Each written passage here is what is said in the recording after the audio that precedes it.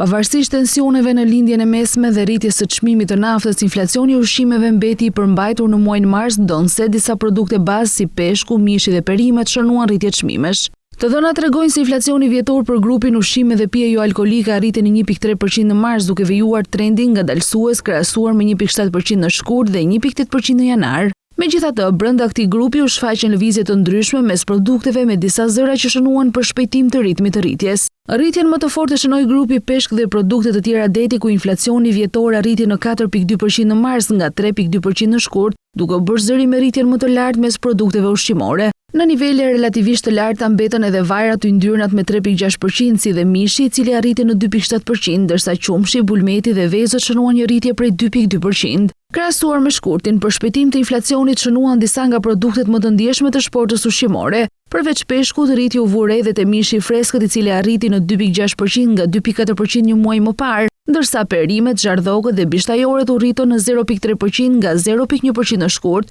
duke kaluar në territor më të dukshëm pozitiv pas luhatjeve të muajve të mëparshëm. Nga ana tjetër, disa produkte vijuan të shfaqin ulje çmimesh, duke ndikuar në frenimin e ritmit të përgjithshëm të inflacionit të ushqimeve. Drithërat dhe produktet me bazë drithërash ranë me 0.8%, ndërsa frutat si dhe sheqeri dhe produktet e ëmbëlsirave shënuan ulje me 0.9% secili, duke treguar se presionet në shportën ushqimore mbeten të shpërndara dhe jo të njëtrajtshme.